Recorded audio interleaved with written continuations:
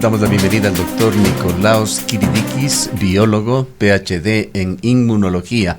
Él es docente de la UDLA, Universidad de las Américas, en la capital de la República. Doctor Kiridikis, reiteramos la bienvenida para compartir su experiencia y su visión científica sobre el estado de situación de la pandemia en Ecuador. La pregunta que surge el día de hoy es si es que estamos todos los ecuatorianos, los trabajadores fundamentalmente que han recibido esta excitativa desde el Ministerio de Trabajo, a reintegrarnos físicamente a las distintas labores. Buenos días, muchas gracias por la invitación y un saludo a nuestra audiencia. Creo que la idea, o más bien la estrategia, debería ser el retorno para las personas ya inmunizadas, para las personas que hayan cumplido con el esquema completo, ¿no es cierto?, de las 2 dosis de las vacunas, y pues creo que estas personas deberían poder ingresar a sus labores. De ahí considero bastante adelantado, digamos, el regresar sin tener una protección, ¿no es cierto? No sé, si no me equivoco, el otro día escuché al ministerio el pronunciamiento que no se pueden obligar las personas no inmunizadas todavía, y pues concuerdo con eso, realmente así debería ser. De ahí, pues para las personas con una protección, digamos, completa por las vacunas, creo que el retorno paulatino debería ser, pues, va a ser nuestra realidad, ¿no es cierto?, nuestra nueva realidad. Doctor, muy buenos días. Aquí surgen además otras inquietudes que tienen que ver no únicamente con que los funcionarios públicos cuenten con el plan de vacunas, es decir, con las 2 dosis en caso de que el tipo de vacuna sí lo requiera, o una sola dosis en caso de que así sea. También nos preocupa de alguna manera, o debe preocuparnos de alguna manera, la infraestructura, en este caso de los lugares a donde van a acudir los empleados. Por más que tengan la vacuna, esto les otorga o nos otorga cierta protección, pero debemos considerar además que dentro de las oficinas, de las fábricas, de las empresas, debe haber la ventilación necesaria, debe además facilitarse que no haya un hacinamiento, digamos así, dentro de las oficinas, sino el distanciamiento, aunque los funcionarios y los servidores tengan las 2 vacunas. Absolutamente, es muy correcto, es excelente punto. Realmente sabemos que pues no es que va a estar en un ambiente estéril, digamos, ¿no es cierto? El funcionario, eso aplica más para los funcionarios los funcionarios públicos del sector público. Sabemos que van a tener contacto, ¿no es cierto?, pero probablemente contacto bastante cercano, ¿no es cierto?, íntimo con personas todavía no inmunizadas, con ciudadanos que tal vez querían hacer un trámite, ¿no es cierto? Entonces, claro, van a estar expuestos, ambas partes van a estar expuestas, y no solo eso, sabemos que las vacunas principalmente nos protegen de la enfermedad, del no desarrollar una enfermedad grave, pero sí podemos seguir siendo transmisores del virus. La persona, digo, inmunizada, la persona vacunada, podemos seguir entonces transmitir el virus. Entonces, estas personas van a regresar seguramente a sus casas, tal vez en sus casas no cuentan con una inmunización completa del resto de los miembros de la familia, ¿no es cierto?, y podrían transmitirles el virus, incluso en personas todavía vulnerables, ¿no es cierto?, o de mayor edad, o personas con otras comorbilidades, y obviamente eso podría causar, ¿no es cierto?, una enfermedad grave a estas personas más bien, no a las personas vacunadas, sino a las personas que todavía no han recibido, ¿no es cierto?, una vacuna. Entonces es muy importante respetar los aforos, poder contar con medidas de bioseguridad, que es muy importante, y obviamente me imagino que se van a emplear turnos que van a minimizar, ¿no es cierto?, la presencia la existencia de aglomeraciones y la presencia de varias personas en un entorno, en una oficina cerrada, ¿no es cierto?, que es lo más importante. La ventilación es fundamental, lo sabemos, la higiene es fundamental, entonces creo que eso pues, se debería asegurar, garantizar antes del retorno de los funcionarios. ¿Cómo ve usted los procesos de vacunación? ¿Van a ser esta la solución definitiva para el mundo? Realmente día a día la comunidad científica internacional sigue aprendiendo sobre el caso de coronavirus que tantas interrogantes trae. El día de ayer presentábamos, y de una excelente fuente, el Washington Post, un reportaje sobre lo que sucedía, por ejemplo, en algunos países, unos de ellos pequeños que pueden ser considerados como una especie de laboratorio, las islas Seychelles o Bahrein, otros más grandes como Mongolia y Chile, que han utilizado vacunas chinas, particularmente Sinovac, para vacunar a su población. Han logrado vacunar en todos estos casos mencionados a más de un 50% de su población, me parece que en todos los casos, pero los rebrotes de la enfermedad siguen. Y hay una investigación más desde el punto de vista periodístico por el momento que científico sobre qué está pasando. A pesar de la alta vacunación, se han incrementado y muy significativamente los contagios en estas comunidades y países mencionados, en contraste en los Estados Unidos, en donde se ha utilizado sobre todo Moderna, Pfizer, Johnson & Johnson, otras tecnologías. La reducción de contagios se ha dado en un 94%. ¿Qué nos puede decir usted con respecto al comportamiento, a estos resultados que se van viendo con el uso masivo de vacunas en distintas partes del mundo? Creo que es verdad lo que usted menciona. Creo que debería ser nuestro indicio, digamos, de la efectividad de estas vacunas, no la tasa de contagios, sino la tasa de muertes o la tasa de hospitalizaciones.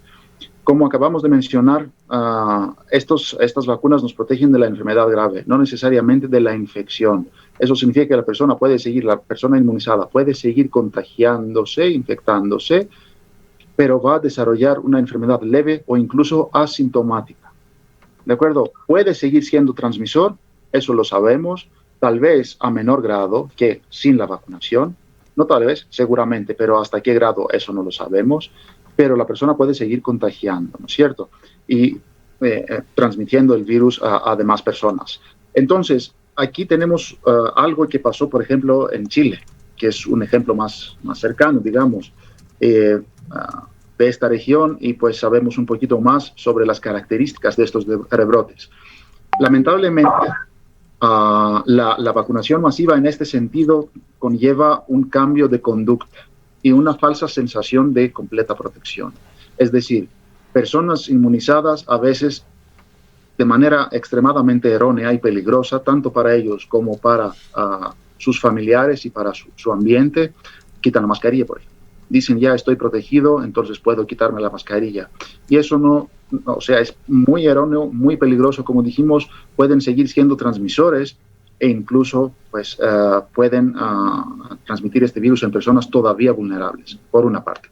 Por otra parte, la tasa de 50%, le cuento que es relativamente baja para alcanzar, obviamente es una tasa de vacunación extremadamente alta, en unos pocos meses que llevamos que contamos con estas terapias preventivas, ¿no es cierto?, con las vacunas, pero por otra parte es muy baja para alcanzar la famosa inmunidad de rebaño. Sabemos que circulan hoy día nuevas variantes extremadamente más transmisibles que las anteriores o la inicial cepa de Wuhan. La variante Delta es alrededor de 100% más transmisible que la cepa inicial de Wuhan. ¿De acuerdo? Entonces tenemos la circulación de estas nuevas variantes que por su alta transmisibilidad pueden llegar muy rápidamente, pueden transmitirse muy rápidamente e incluso en personas vacunadas. Como dijimos, no los van a mandar a la UCI, no los van a provocar una enfermedad grave, pero sí pueden seguir transmitiéndose, por una parte. Y por otra parte, como dijimos, necesitamos una alta, eso significa una alta tasa de vacunación para poder llegar, altos porcentajes de vacunación para poder llegar en una inmunidad, digamos, comunitaria, protectora, ¿no es cierto?, la famosa inmunidad de rebaño. Lo que se ha visto es un desplazamiento más bien de los contagios, desplazamiento etario, es decir, tenemos menos contagios en personas de grupos etarios que sí han recibido las vacunas y más bien tenemos un desplazamiento hacia poblaciones más jóvenes que por esta falsa sensación, digamos, de seguridad, comienzan a retomar actividades, a salir en fiestas, a aglomerarse y obviamente a transmitir el virus entre sí y posteriormente a sus familias al regresar a la casa. ¿Cómo mira usted el avance del programa de vacunación del gobierno 900? que aspira a vacunar en no más de 2 meses, aproximadamente 2 meses y días, pues era 100 días en total, a un 90% de la población ecuatoriana. Hay decisiones que ha venido, o anuncios más bien, que ha venido dando el gobierno en esta semana. Uno de ellos es de que las vacunas CanSino, que anunció que se había cerrado un negocio de 6 millones de dosis y que es de aplicación única de una sola dosis, no iban a ser entregadas a Ecuador, que había problemas de fabricación y que en compensación se había cerrado un negocio con Sinovac por 7 millones de vacunas. Y por otra parte también se anunció hace 2 días que el gobierno norteamericano iba a donar 2 millones de vacunas Pfizer. Con estas noticias que el propio gobierno va generando, ¿cómo ve usted el avance de este plan? Es un plan bastante ambicioso. Es un plan que supone una vacunación de tal vez 100,000 personas diariamente o algo así. O sea, es algo bastante ambicioso. Lo que además preocupa es el ausentismo que se ha reportado, ¿no es cierto?, en varias regiones o en varias ciudades o en varias provincias. Uh-huh. Eso preocupa y pues eso no depende del gobierno necesariamente. Se ha generado esta falsa sensación que como avanza el plan, como hemos vacunado un buen porcentaje de personas mayores de edad, ya el resto estamos protegidos más o menos por nuestra edad, por nuestra juventud, y no es así lamentablemente, pero se ha generado esta falsa sensación. Sin embargo, el plan sí, definitivamente es muy ambicioso, se ha agilizado bastante el proceso de vacunación, pero si realmente vamos a poder cumplir con este número, que es un número tremendo, ¿no es cierto?, de personas vacunadas en tan poco tiempo, eso no lo conozco. Seguramente también se han agilizado negocios y pues el cerrar negocios con diferentes empresas farmacéuticas. Eso es bastante alentador, pero realmente hemos tardado en eso. No hablo de este gobierno, pues hemos tardado en cerrar estas negociaciones y en suministrar estas vacunas. Eso es algo que otros países lo han hecho con mucho más éxito que sus gobiernos mucho más antes. A lo largo de esta pandemia, pues iban cerrando negocios. Pero en todo caso, es un plan ambicioso, dijimos. Tenemos una alta tasa de vacunación, un alto ritmo, digamos, de vacunación estos últimos meses. Deberíamos seguir así y si es posible fortalecerlo, pero para ello debería comunicarse mejor el riesgo que conlleva esta enfermedad para la ciudadanía, porque como dijimos, el ausentismo preocupa, y eso en vista de las nuevas variantes que circulan o van a entrar seguramente en los próximos días, semanas. ¿Qué estrategias piensa usted deberían utilizarse en Ecuador para vencer esa resistencia de un sector de la población a vacunarse? Sí, quisiera yo sumar algo adicional. Hay una investigación de un grupo de académicos de la Universidad de Cuenca, de la Facultad de Ciencias Médicas, respecto de las razones por las cuales los ciudadanos no quieren acceder a la vacuna. Una de ellas son los temores. Hay gente que tiene más temor de la vacuna que de la misma enfermedad. Otra tiene que ver con los efectos secundarios y otra tiene que ver en alguna medida con el desconocimiento. Quizás por ahí podrían ir las estrategias que debería aplicar el gobierno, y quizás ante este ausentismo, se habla de alrededor de un 30% de ausentismo, debería el gobierno ampliar los rangos de edad autorizados para la vacuna, porque hay gente más joven que está buscando vacunarse, pero por las limitaciones no puede hacerlo. Sí, exactamente, estoy totalmente de acuerdo con usted. Estos son las razones principales por las cuales las personas tienen un negacionismo, tienen una desconfianza, digamos. Lamentablemente, tuvimos una infodemia, no solo una pandemia, eso lo sabemos, este último año y medio, ¿no es cierto? Han circulado cosas tremendas en redes sociales, en chats de WhatsApp. Yo he recibido varios mensajes que hablan de cosas que no tienen ninguna base científica. Hasta vimos este famoso, me van a poner la vacuna y pues va a funcionar como imán y se van a pegar los cuchillos y no sé, las cucharas en mi brazo y no sé qué.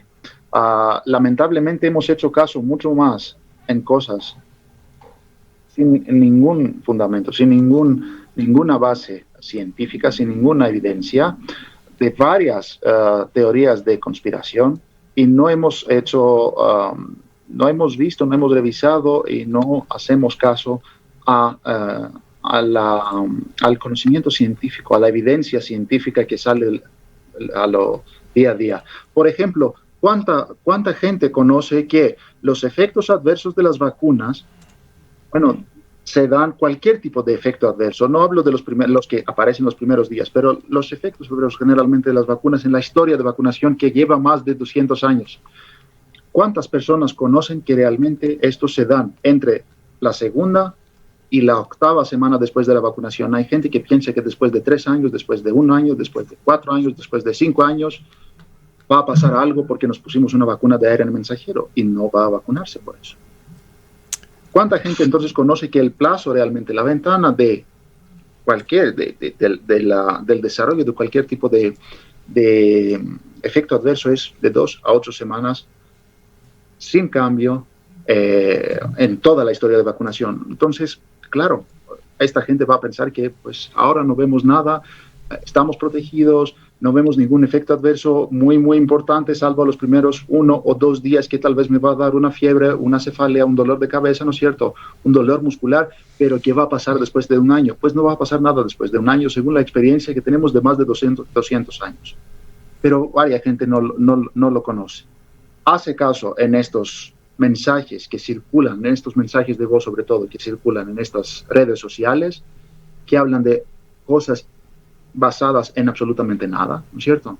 Y lamentablemente se genera esta desconfianza a la ciudadanía, y la ciudadanía no acude para vacunarse, y pues lamentablemente un porcentaje de ellos va a desarrollar una enfermedad grave, y pues puede llegar a la UCI, puede llegar incluso a un desenlace bastante grave, ¿no? Terminemos, doctor Kiridikis, con sus recomendaciones para la población en general. Las recomendaciones son las siguientes. Tenemos ahora las herramientas para poder prevenir enfermedad grave. Muy importante. Hemos lamentado la pérdida de decenas de miles de personas en el país, a nivel mundial, de millones de personas. Mucho más. Entonces, tenemos en este momento las herramientas. Hagamos uso de estas herramientas. Son bastante seguras. Conocemos que nos protegen de la enfermedad grave. Tendremos seguramente, como les dije previamente, el ingreso de nuevas variantes bastante transmisibles en el país. Deberíamos entonces, creo yo, hacer uso de estas vacunas tras revisar su seguridad. La sabemos, su seguridad está publicada, su seguridad. Entonces, por favor, hagamos caso a la evidencia científica, no a lo que un panita nos dijo ahí en confianza, ¿no es cierto? Por una parte, y por otra parte debemos seguir cuidándonos, debemos estar apegados religiosamente a las medidas de seguridad. No podemos quitar la mascarilla incluso a los vacunados. Deberíamos seguir con la higiene, lavado de manos, distanciamiento físico, y cualquier tipo de retorno, sea esto en escuela, sea esto en labores de lo día al día, debería ser respetando medidas de bioseguridad y garantizando, ¿no es cierto?, la salud de las personas que van a retomar estas actividades. Bien. Le agradecemos mucho por habernos acompañado. Han escuchado al doctor Nicolás Kiridikis. Él es biólogo, PhD, trabaja en la Universidad de las Américas en la capital de la República. Cuenca, año 2050. Cuando la contaminación y la escasez de agua son problemas en todo el mundo, en Cuenca, Ecuador, todavía se vive tan bien como hace 30 años. Esto gracias a que los cuencanos tomaron decisiones correctas, como la construcción del proyecto hidroeléctrico Soldados Yanuncay, que ha generado 22 megavatios de energía limpia, reguló el caudal del río Yanuncay y garantizó el agua potable para Cuenca y agua de riego para San Joaquín y Baños. Aunque esto parezca ficción, es nuestro compromiso con Cuenca Bicentenaria, el Ecaustro. Juntos generamos agua y energía para la vida.